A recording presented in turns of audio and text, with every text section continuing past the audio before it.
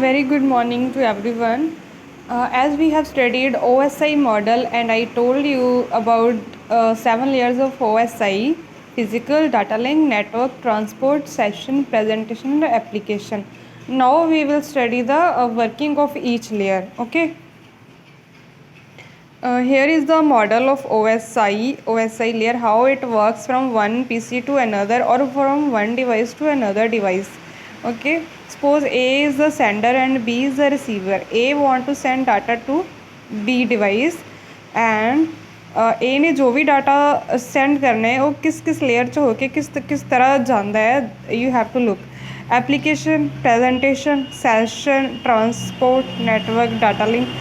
इस वे दे नाल जाएगा इत्थे सैंडर साइड तो means you can imagine like we are using any app. You are using WhatsApp के अंदर सपोज कर लो कि फर्दर बहुत सारिया लेयर्स बनी हुई हैं बैक एंड ते जिहड़ी तुहानूं नज़र नहीं आउंदियां. This is application means app है ना. ऐप्स हो सकदियां ये जिहदे नाल यूज़र डील करदा है. तुसी जूम यूज़ कर रहे हो, तुसी उहदा देख सकदे हो सारी ऑप्शनस. कोई ऑडियो दी है, कोई वीडियो दी है. दैट इज़ एप्लीकेशन इंटरफेस जिहड़ा तुहानूं नज़र आउंदा है, यूज़र नूं नज़र आउंदा है. बट उस तो पिछे किहड़ी चीज़ है? Presentation, session, transport, network, data link and physical. ठीक है, तुसी इत्थे कोई भी मैसेज किसी व्हाट्सएप के थ्रू सेंड कर रहे हो. It's not only about a message.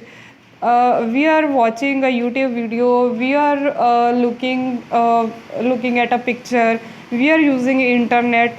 वो सारा साडा एप्लीकेशन ही है. एप्लीकेशन लेयर के थ्रू असी वो चीज़ देख पाते हैं. एप्लीकेशन ये OSI की जी लेयर है, असी सिर्फ ये चीज़ यूज़र देखता है. अगर असी कुछ सेंडिंग और रिसीविंग करनी है दैन एप्लीकेशन तो प्रेजेंटेशन इस तरह डाटा जाएगा. उस तो बाद फिजिकल लेयर तो अगे डाटा है जो ट्रांसमिट होएगा. ये कोई भी नैटवर्क है, नैटवर्क जो इन बिटवीन जोड़े भी तुहाडे नैटवर्क्स आते हैं. दैन उस नैटवर्क तो हो के डाटा हुण रिसीवर तक जाना है.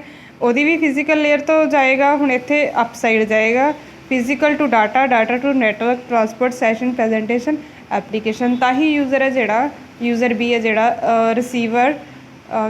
Receiver is also user. Okay, receiver or user he or she can look into or use the data on his or her application from the application layer. I hope you understand what is this, how the architecture between two devices works. Proper इसी तरह नाल तुसी diagram बना लेनी है. Application interface, presentation interface, session interface. Interface क्या है? Physical data. ये फर्स्ट लेयर है, सेकंड लेयर है. 2-1 इंटरफेस, 3-2, 4-3, 5-4, 6-5, 7-6. 2-1-3-2 सिंपल इंटरफेस भी लिख दोगे. 4-3, 5-4 नहीं भी लिखोगे तो भी कोई प्रॉब्लम नहीं है. सिंपल इन्हां दे विच एक लाइन लगा के डबल एरो लगा के इस तरह इधर इन्हां दे विच इस तरह डबल एरो लगा के लिंक लगा दूँगे तो भी कोई प्रॉब्लम नहीं है. Okay, next is functions of the layer. Most important topic physical layer. ये की फंक्शनस हैं. पहले तुसी कोशिश करनी है कि जी डायग्राम इन्हां दी जरूर बनानी है. फिजिकल लेयर के थ्रू ही साडा डाटा जो ट्रांसमिट होंदा है तो इधर रिसीव होंदा है.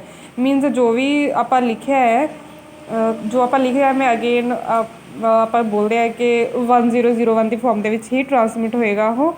सो इत्थों डाटा जो ट्रांसमिट होएगा, ट्रांसमिशन मीडियम एक बना देने तुसी. दैन फिजिकल लेयर आ चीज़ ज़रूर करनी है. फिजिकल लेयर तो अगे केड़ी है? Data link layer. इधर केड़ी है? Data link layer. This is dotted to from physical layer to data link layer, from data link layer to physical layer. इतने फ्रॉम ही आएगा ना, फ्रॉम डाटा लिंक, क्योंकि ऊपर तो नीचे आ फ्रॉम. फ्रॉम मीनस तो, कितों? To data link to physical, from physical to data link. तो इतने क्या आएगा? 2 आएगा क्योंकि ऊपर जा रहा है 2. सो फर्स्ट कैरेक्टरिस्टिक इज़ और first function is physical characteristics of interface and media. हुण फिजिकल लेयर ने तुसी याद रखने है फंक्शनस, रट्टे नहीं लगाने. फिजिकल लेयर ने क्योंकि ट्रांसमिशन के नाल डील करने, जिन्नी भी ट्रांसमिशन के फंक्शनस है वो सारे फिजिकल लेयर के अंडर आएंगे. फिजिकल लेयर ਜਦੋਂ ਡਾਟਾ ਟਰਾਂਸਮਿਟ करेगी उन्हें ये भी देखना है कि मीडिया किस तरह का यूज़ हो रहा है, वायर्ड मीडिया यूज़ हो रहा है या वायरलैस यूज़ हो रहा। सो फर्स्ट करैक्टरिस्टिक्स क्या हो गई, या सॉरी फर्स्ट फंक्शन क्या हो गया, physical characteristics of interface and media. Interface केड़ा यूज़ हो रहा है एंड मीडिया केड़ा यूज़ हो रहा है। It could be a wired और wireless. It defines characteristics of the interface between two devices and transmission medium. It also defines the type of transmission medium. Okay, got that? Physical characteristics of interface and media. Physical characteristics उन्हें देखनी है, physical layer ने characteristics देखनी है interface दियाँ and media देखना उन्हें केड़ा है करैक्टरिस्टिक्स ऑफ। ठीक है, करैक्टरिस्टिक ये कन्फ्यूज नहीं होना। फिजिकल करैक्टरिस्टिक मतलब वो फिजिकल करैक्टरिस्टिक्स केड़ियां है केदियां इंटरफेस एंड मीडिया दियां।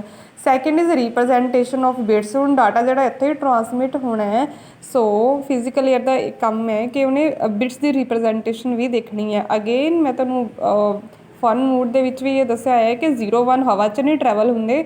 It is transmitted through electrical signal की फॉर्म से ट्रांसमिटेड होंगे हैं या फिर ऑप्टिकल सिग्नल के ट्रांसमिट होंगे हैं। ऑप्टिकल मीनस लाइट वेव्स जी होंगी उस फॉर्म के जो डाटा है ट्रांसमिट होंगे है।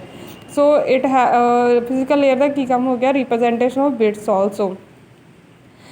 Without it to be transmitted, bit must be encoded into signals, electrical or optical. Bits must be encoded into signals, electrical or optical. Fine. Third is data rate. Physical layer is working to transmit, so physical layer will decide the rate of data, कितनी speed दे विच data उन्हें transmit करना है, कितनियां bits पर second transmit होनी है। It physical layer will decide this. Okay, data rate is this, the number of bits sent each second। एक second दे विच कितनियां bits transmit होनी है, ये भी फिजिकल लेयर का ही काम है। उस तो बाद synchronisation of bits. Synchronisation means sender and receiver both should be synchronised to receive the data and this sender should be synchronized with the receiver। दोनों के क्लॉक सेम होने चाहिए है।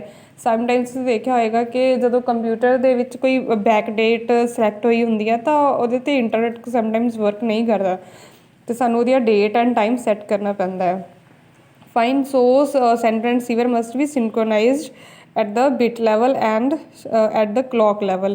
then is line configuration। line configuration physical layer है, उन्हें ये भी देखना है कि configuration किस तरह की है, पॉइंट टू पॉइंट है या मल्टी पॉइंट है, किस तरह जी डिवाइसिस है अटैच हुई हैं। सिर्फ एक ही डिवाइस वो जिन्होंने उन्हें डाटा भेजना एक ही डिवाइस अटैच है या फिर वो ज़्यादा डिवाइसिस अटैच है, मल्टी पॉइंट कन्फिगरेशन है। It has to be decided और checked by the physical layer. It is concerned with the connection of devices in a point-to-point. Two devices are connected together. In multi-point, a link is shared between several devices. Then next is physical topology। then क्योंकि network साढ़ा जो data है physical layer ने transmit करना है, सो उत्थे किस तरीके का नैटवर्क है, किस तरह की टपोलॉजी यूज़ हुई है, that should be known by the physical layer. So how devices are connected, it is decided by physical layer। it could be a mesh topology, through a star topology or a ring topology and so on। then transmission mode किस तरह का ये भी decide होएगा by the physical layer। Transmission mode केड़ा है वो भी फिजिकल लेयर डिसाइड करेगी। मोड का मतलब है हाफ ड्यूप्लैक्स है, फुल ड्यूप्लैक्स है या ड्यूप्लैक्स है, सिंपलैक्स है। सिंपलैक्स है, हाफ है या फुल है, ये असीं कर चुके हैं। मोड भी कर चुके हैं किहड़े किहड़े तरह के मोड है।